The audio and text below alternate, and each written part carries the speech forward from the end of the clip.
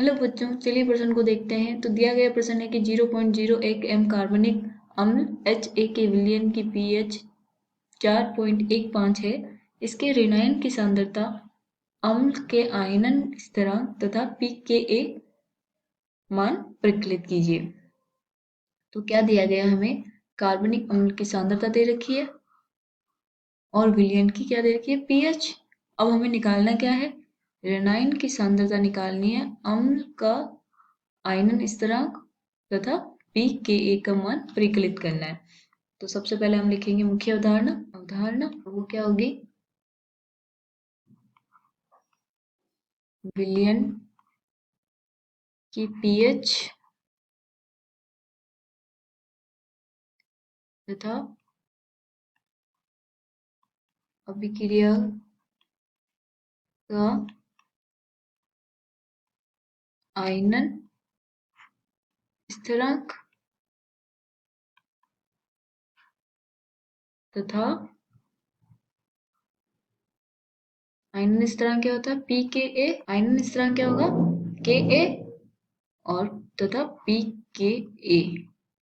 तो हमें पता होना चाहिए किसी भी विलयन की pH होती क्या है और उसे किस तरह के सूत्र से प्रदर्शित किया जाता है, और अभिक्रिया का आयनन स्थिरांक भी पता होना चाहिए, और pKa और Ka में क्या संबंध है उसका भी हमें पता होना चाहिए। तो चलिए क्वेश्चन देखते हैं। तो हमारा दिया गया क्वेश्चन क्या है कि एक कार्बनिक अम्ल है HA, वो क्या करेगा? वियोजित होके क्या बनेगा? H plus A minus. अब इसकी जो सांद्रता है वो दे रखी है 0.01, यानी कि C दे रखा है। तो हम अगर कोई भी सामान्य अभिक्रिया लिखते हैं तो क्या लिखते हैं कि अगर इसकी सांद्रता 0.01 है तो माइनस 0.01 अल्फा। अल्फा वियोजन की मात्रा हो जाएगी, वियोजित की मात्रा। तो इसके क्या बनेंगे? C alpha. सी अल्फा, सी हमारे पास सांद्रता दे रखी है, तो 0.01 अल्फा, 0.01 अल्फा बनेगा। ठीक है। अब हमें निकालनी है ऋणायन की सांद्रता। तो ऋणायन कौन सा है? ए। इसकी सांद्रता क्या है? 0.01 अल्फा। अब अल्फा कहाँ से आएगा हमारे पास?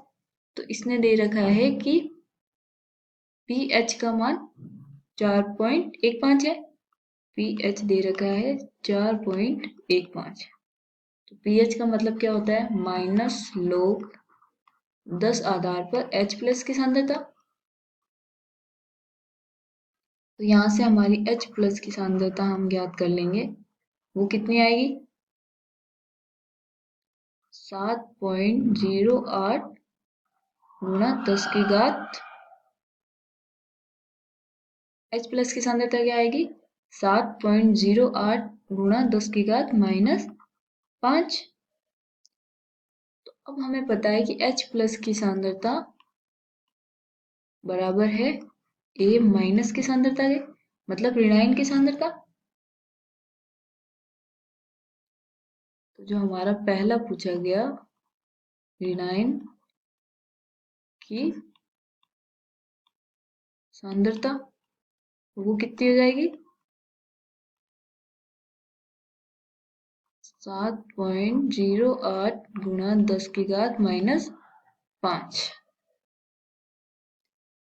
दूसरा क्या पूछा गया? अम्ल का आयनन स्थिरांक।